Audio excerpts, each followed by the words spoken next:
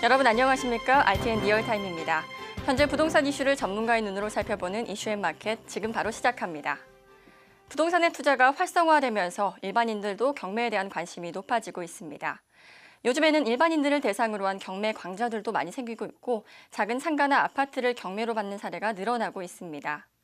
원룸이나 오피스텔을 경매로 낙찰받아 임대소득을 얻을 수도 있고 자기가 살 집이나 운영할 가게 등을 낙찰받을 수도 있습니다. 이렇게 경매를 통해서 부동산을 취득하는 사례가 많이 늘어나고 있는데요. 오늘은 부동산 경매와 관련해서 알아두면 유용한 내용들에 대해서 이상덕 해설위원과 함께 살펴보도록 하겠습니다. 안녕하십니까? 안녕하십니까. 네, 낮은 금리로 인해서 부동산에 자금이 몰리면서 부동산 투자 방법들이 다양해지고 있습니다. 그중에서 경매를 통해서 부동산을 취득하는 사례가 증가하고 있는데 이 경매를 통해서 부동산을 취득할 때 가장 큰 이점은 어떤 것이 있을까요? 경매를 통해서 부동산을 취득하는 가장 큰 장점은 아무래도 가격이라고 할 수가 있는데요. 아무래도 경매 낙찰가가 시세보다 굉장히 저렴한 가격으로 형성이 되다 보니까 아무래도 적은 가격으로 부동산을 취득할 수가 있기 때문이죠. 근데 경매에서 하는 이제 감정평가 금액이 있는데요. 이 감정평가 금액이라는 것은 통상 이제 현재의 시세를 반영하는 것이지만 과거에 거래했던 걸 기준으로 하기 때문에 아무래도 최근의 거래를 반영하기는 좀 어렵기 때문에 전반적으로 볼 때 부동산 시세보다 약간 낮게 형성되는 경우가 많습니다. 그렇게 해서 경매를 통해서 감정평가를 하게 되면 아무래도 현재 시세보다는 조금 낮게 형성되는 게 일반적이고요. 그래서 한번 유찰될 때마다 감정평가 금액의 20에서 30% 정도의 금액으로 이제 최저 매각 가격이 떨어지다 보니까 유찰이 여러 번 될수록 입찰한 사람한테는 더 유리하게 되는 것이죠. 특히 이제 특수 물건과 같이 부동산 관련해서 이제 권리 관계 굉장히 복잡한 물건들이 있거든요. 이런 경우 같은 경우에는 부동산 전문가라든지 아니면은 이 관련된 뭐 가격에 대해서 주변의 공인중개사라든지 이런 분들이 조언이 없이는 굉장히 입찰하기 어려운 것이기 때문에 이런 물건 같은 경우는 시세의 뭐 20에서 30% 이하로 떨어지는 경우도 굉장히 많이 있습니다. 그렇기 때문에 전반적으로 볼 때 경매로 취득하는 게 시세로 부동산을 사는 것보다는 많은 이점이 있다는 것이죠. 네, 시세보다 적은 가격으로 부동산을 취득할 수 있다는 점이 가장 큰 장점이라고 꼽아주셨는데요. 이 외에도 또 어떤 장점이 있을까요? 경매로 부동산을 취득하게 되면 좋은 점은 이제 부동산에 관련된 권리 의무 관계, 채권 채무라고 할 수가 있는데요. 이런 부분이 이제 다 정리돼서 부동산을 취득할 수가 있는 것이죠. 이제 보통 부동산을 이제 사게 되면 이제 매도인이 이제 부동산을 팔게 되는데 이 매도인이 얼마만큼의 빚을 졌는지 아니면은 뭐 채무를 졌는지 또 뭘 설정을 했는지 알 수 없는 상태에서 사는 게 많이 있거든요. 예를 들어서 뭐 근저당권이라든지 뭐 가압류, 그다음에 전세권 등은 부동산 등기부등본에 이제 표시가 되지만 이런 걸 제외한 뭐 매도자의 개인적인 빚이라든지 뭐 세금 체납이라든지 이런 건 잘 모르기 때문에 자칫 이런 거를 모르고 샀다가 매도자의 채권자라든지 이런 사람한테 소송을 당하게 되는 경우가 있거든요.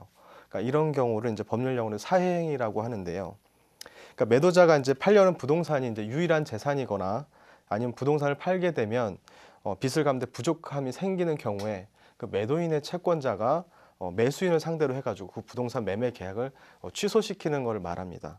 그러니까 이처럼 매도자의 채무라든지 뭐 재산 상태를 모르는 상태에서 부동산을 잘못 사게 되면 부동산을 취득한 사람은 언제든지 매도인의 채권자한테 소송을 당하게 될 위험성이 존재하는 것이요. 근데 부동산 경매 같은 경우는 이러한 이제 아까 말씀드린 사행이라는 게 될 가능성이 굉장히 낮습니다. 부동산을 취득하는 사람 입장에서는 그런 매도인의 채권자한테 소송을 당할 위험성이 없다는 것이 이제 두 번째 이점, 경매로 부동산 취득한 이점이 된다고 볼 수가 있죠. 네, 부동산 경매 장점 이야기해 주셨는데 이번에는 반대로 단점은 어떤 것들이 있을까요?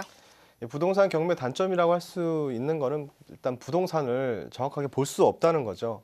보통 부동산을 거래를 할 때 그 집에 가서 뭐 직접 방문해서 뭐 구조도 보고 그다음에 수도가 잘 나오는지 뭐 가스는 잘 나오는지 전기는 뭐 고장난 데가 없는지 이런 걸 살펴볼 수가 있는데 경매 같은 경우는 그런 게 자유롭지가 못하거든요.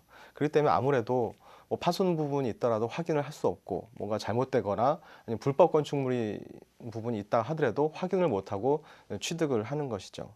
그렇기 때문에 경매로 이제 부동산을 취득하게 되면 뭐 어느 정도 하자 보수 비용이라든지 이런 거는 감수를 할 수밖에 없고요.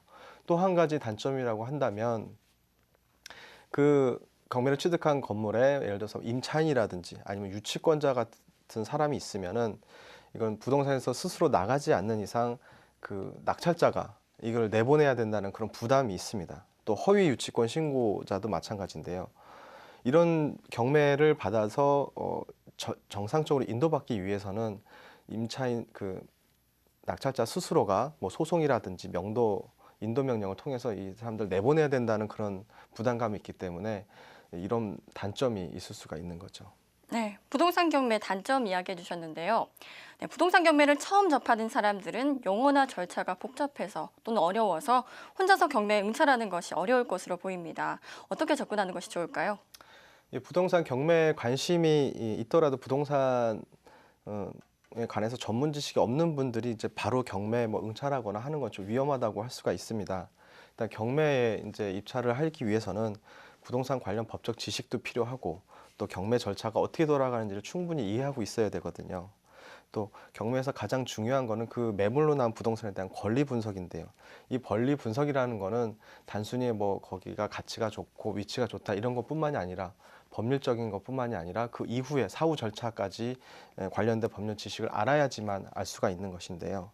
그래서 이제 부동산에 관련된 법적 지식과 절차를 얼마만큼 알고 있느냐에 따라서 저 정확한 권리 분석이 나오는데요.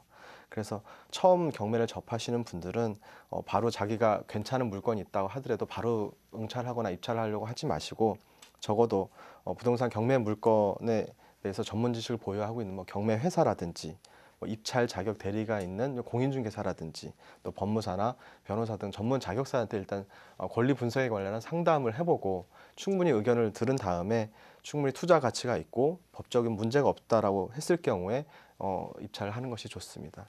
요즘 같은 경우에는 여러 경매 회사들이 많이 있어서요. 그 권리 분석에 관한 보고서를 뭐 홈페이지라든지 유료로 서비스하는 경우가 많이 있습니다. 그래서 이런 걸 참고를 하면 입찰을 처음 한다거나 경매를 처음 접하는 사람들한테는 아주 유용하다고 할 수가 있죠. 네, 그러면 경매 물건에 대한 단순한 권리 분석만을 해주는 게 아니고 입찰자를 대리해서 경매 신청해주는 경우도 있다고 말씀해 주셨는데 자세하게 분석 부탁드립니다. 예, 뭐 입찰자에게 권리 분석만을 해주는 경우도 있지만 이제 대부분의 경우는 이제 그 입찰자분이 경매 지식이 없다 보니까 그걸 대리해서 신청해 주는 경우가 이제 많이 있습니다. 하지만 입찰 대리는 누구나 다 할 수 있는 건 아니고요. 일정한 자격이 있어야 됩니다. 그래서 입찰 대리를 해서 이제 대가를 받고 보수를 받는 경우에 있어서는 뭐 변호사라든지 법무사, 법원 행정처에 매수 신청을 등록한 공인중개사만이 할 수가 있습니다. 그 외 사람들은 원칙적으로 매수 신청 대리를 할 수가 없는 거죠. 그러니까 보통 경매회사한테 맡겼다 하더라도 그 경매회사가 무조건 다 대리를 해주는 건 아니고요. 그런 관련된 법률 지식과 자격이 있는 사람만이 할 수가 있는 것입니다. 또 경매 물건에 대한 권리 분석을 잘하는 사람들이 있고 또 그거를 매수 신청을 또 할 수 있는 사람이기 때문에 권리 분석을 잘하는 사람인지 아니면은 매수 신청을 잘하는 사람인지 대리를 잘하는 사람인지를 모두 꼼꼼히 봐야 되는 것이거든요. 그러니까 단순히 이제 경매 회사라든지 전문 자격사한테 의뢰했다 하더라도 그 경매 물건에 대해서 전문 지식이 없는 사람한테는 매수 신청 대리를 맡기지 않는 것이 이제 좋다고 할 수 있죠. 네, 경매에서는 권리 분석이 중요하다고 말씀해 주셨는데요. 이 경매 물건에 대한 권리 분석은 어떤 부분을 얘기하는 건가요? 예, 보통 이제 두 가지로 말씀드릴 수가 있는데요. 경매 물건에서 권리 분석이라고 하면 첫 번째 그 부동산에 대한 이제 법률적인 분석의 측면이 하나가 있고요. 하나는 가격적인 측면이 하나가 있습니다. 법률적인 측면을 먼저 말씀드리자면 경매 물건에 대해서 이제 법률적인 권리 제한이나 뭐 낙찰자가 부담해야 되는 뭐 채무 등이 있는지를 이제 검토해 주는 걸 말하는데요. 예를 들면 뭐 경매로 인해서 낙찰자가 뭐 인수해야 되는 근저당권, 그러니까 예를 대출금이죠. 대출금이 있다거나 뭐 임대차 보증금이 있다거나 뭐 가압류가 있다거나 가등기 등 뭐 유치권이 있는지 여부인데요. 통상 이러한 권리는 경매로 인해 가지고 소멸하는 게 이제 일반적이라고 볼 수가 있지만 또 그렇지 않고 낙찰자가 그걸 인수해야만 하는 경우도 많이 있거든요. 그렇기 때문에 입찰을 할 때 부동산 물건의 뭐 근저당이라든지 임대차라든지 뭐 가등기라든지 이런 부분이 낙찰자가 인수를 해야 되는 것인지 아니면은 소멸하고 깨끗한 상태 부동산을 받는 것인지가 반드시 필요한 거죠. 그래서 이런 법률적 검토 없이 무작정 경매에 들어와서 낙찰을 받다 하더라도 자칫하다가 기존에 있는 뭐 대출금이라든지 임대차 보증금을 낙찰자가 물어줘야 되는 경우가 발생할 수가 있는 것이죠. 이제 또 한 가지는 이제 가격적인 측면인데요. 가격적인 측면은 이제 부동산에 대해서 적절한 그 입찰가가 어느 정도냐. 예를 들어 시세가 1억 원 정도라고 하면 이 부동산의 여러 가지 현황을 봤을 때 적절한 낙찰가는 뭐 7천만 원이냐, 6천만 원이냐 이런 부분을 결정하는 거라고 볼 수가 있는데요. 이러한 분석은 부동산 물건과 이제 주변과 유사한 시세라든지 그다음에 뭐 유사한 낙찰 가격, 그다음에 부동산 물건 향후 가치, 뭐 개발이 될 지역이냐, 개발될 지역이지 않은 것이냐 이런 걸 종합적으로 고려해서 결정할 수밖에 없는 상황을 말씀드립니다. 그래서 보통 권리 분석을 하고 보면 이 법률적인 측면하고 가격적인 부분이 모두 다 이루어져서 하나의 결과를 나오는 것이라고 할 수가 있죠. 네, 그렇다면 이 권리 분석이 좋은 경매 물건을 싸게 낙찰받을 수 있는 핵심적인 요소라고 할 수 있겠습니다. 그렇다면 이 두 가지 권리 분석을 어떻게 하면 잘할 수 있을까요? 예, 부동산 매물에 대한 권리 분석 같은 경우에는 이제 전문 지식이 있으신 분들은 뭐 경험을 통해서 많이 알 수 있겠지만은 보통 이제 경매 회사라든지 뭐 매수 신청 대리 자격이 있는 이제 전문 자격사한테 어느 정도 의뢰를 하는 것이 좋습니다. 왜냐하면 본인이 아무리 법률적인 지식이나 경험이 많다 하더라도 기존의 노하우라든지 축적된 뭐 사례만큼은 전문 지식사한테는 따라갈 수가 없기 때문인데요. 또 이런 부분을 이제 맡겨서 또 본인 나름대로 한번 또 해석을 하고 본인 상황에 맞게 하기 때문에 적어도 본인이 직접 뭐 아시는 것보다는 전문 자격사의 조언을 듣고 하는 것이 좋고요. 또 혼자 만약에 직접 이런 전문가들을 접하지 않고 직접 알아보겠다라고 하시는 분들은 일단 경매 물건의 기초적인 정보는 대법원의 사이트에 가시면 법원 경매 정보라는 곳이 있습니다. 거기에서 기초적인 경매 관련 물건 정보를 알 수가 있고요. 더 자세한 정보를 알길 원하신다면 경매 물건을 관리하는 해당 법원 경매계를 찾아가서 일정한 절차를 거쳐서 경매 기록을 직접 살펴보는 방법이 있는데요. 여기에 그 경매 기록을 보면 이제 뭐 임대차 관계라든지 뭐 유치권 관계, 그다음에 경매 물건의 대략적인 사진하고 감정 평가 금액이 다 나와 있거든요. 그래서 이 경매 기록만 보더라도 어느 정도 일반인들이 이게 내가 관심 있는 물건인데 투자 가치가 있는지, 괜찮은 물건인지는 어느 정도 파악을 할 수가 있습니다.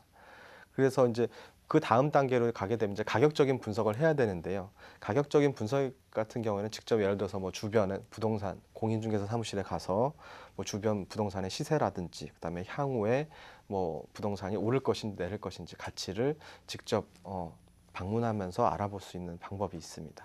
네, 경매에서 많이 문제되고 있는 것이 유치권이라고 하는데요. 이 유치권은 어떤 권리인가요? 유치권이라고 이제 쉽게 말씀드리면 해당 물건을 이제 점유할 수 있는 권리를 말하는 건데요.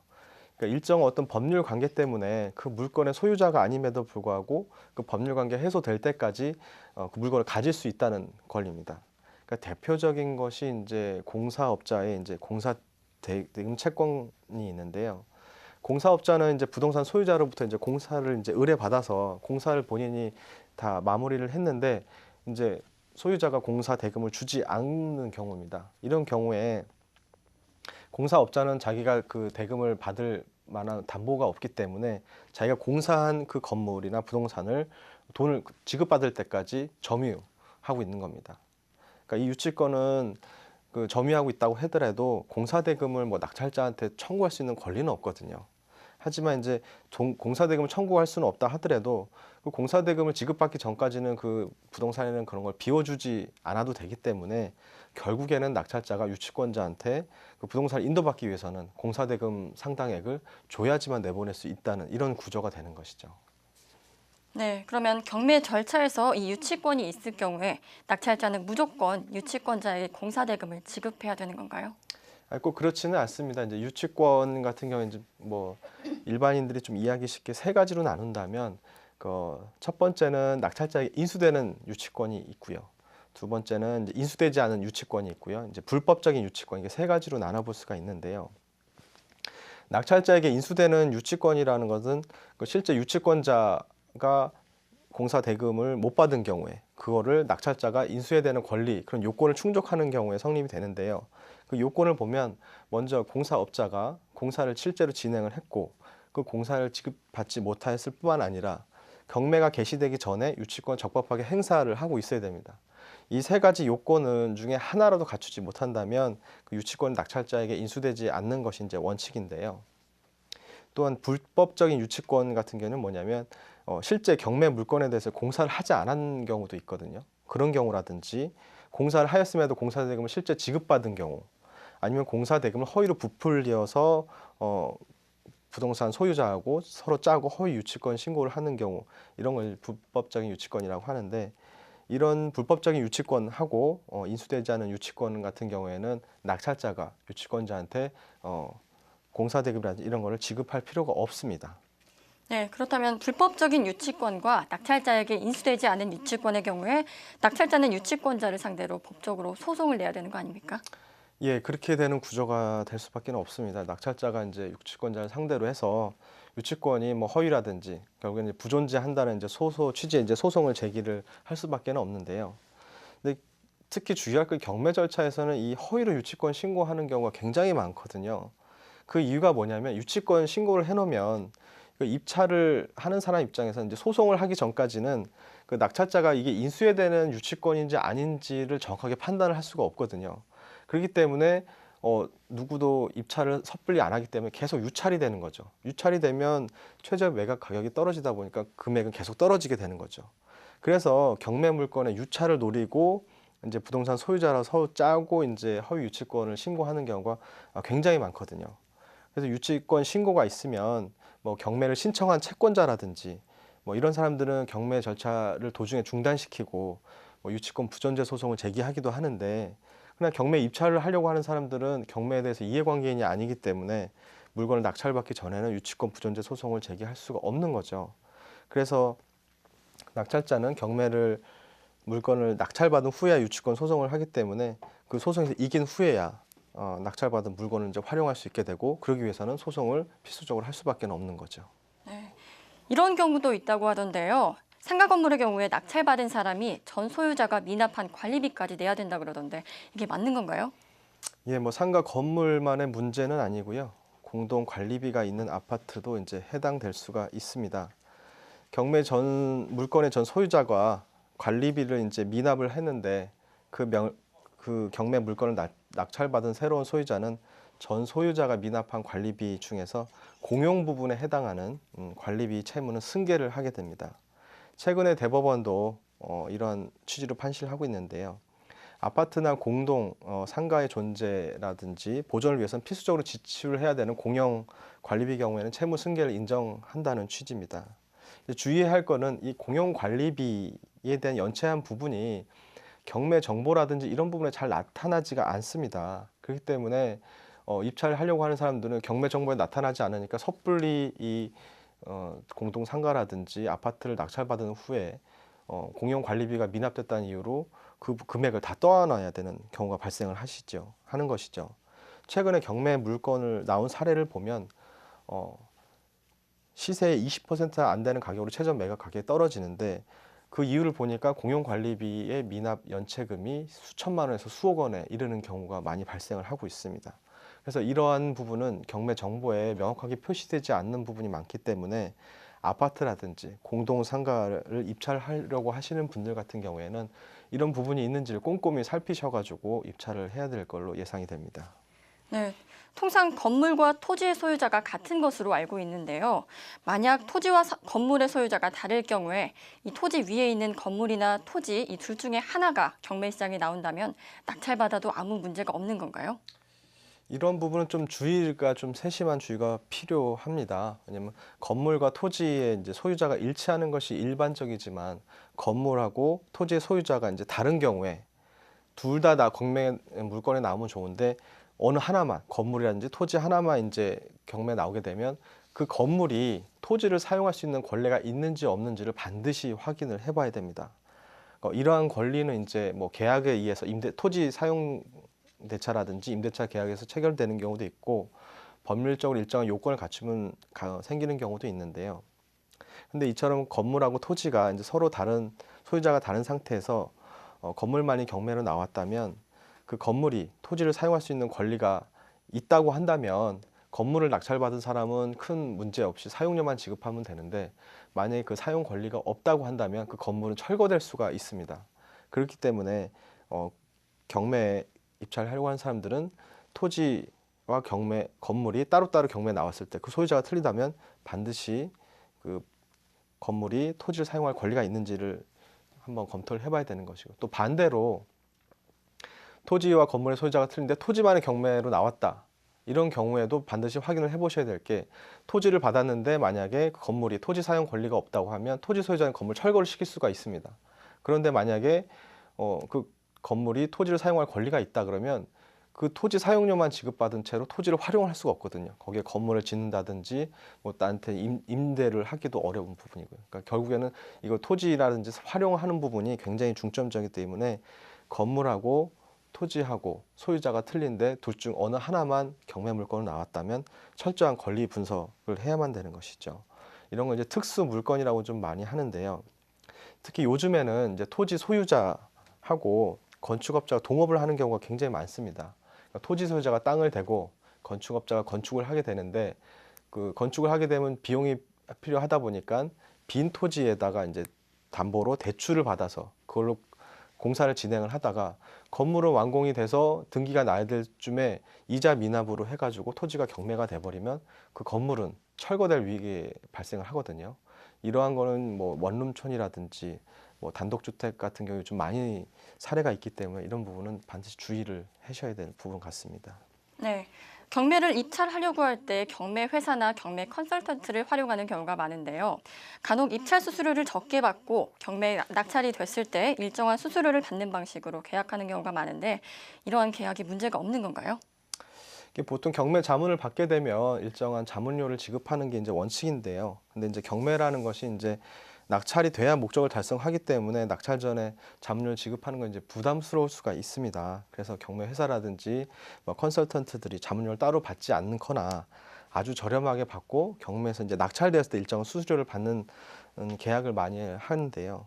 입찰자 입장에서는 낙찰이 안 되면 어차피 목적을 달성하지 못하니까 비용 부담이 없는 게 합리적일 수 있다고 생각을 하지만, 또 반대로 이렇게 반대로 생각하면 그 컨설턴트나 경매 회사들이 낙찰을 보기 위해서 무리하게 하는 경우가 많기 때문에 이런 부분에 대해서는 합리적인 계약을 하는 게 좋다고 생각을 합니다.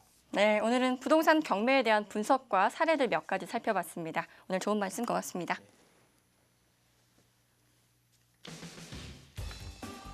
정부는 무주택 임차 가구의 주거 안정을 위해 소득계층별 수요를 반영해 다양한 유형의 장기 공공임대주택을 공급하고 있습니다.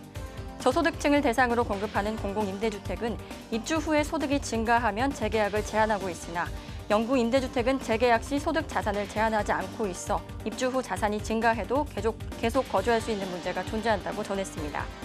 이에 따라 정부는 지난해 공공주택특별법 시행규칙을 개정하여 영구임대주택의 재계약 시에도 소득 자산 기준을 적용하도록 제도를 개선했으며 금년 7월 이후 재계약분에 적용될 예정이라고 밝혔습니다. 이상으로 RTN 리얼타임을 모두 마치겠습니다. 시청해주신 여러분 고맙습니다.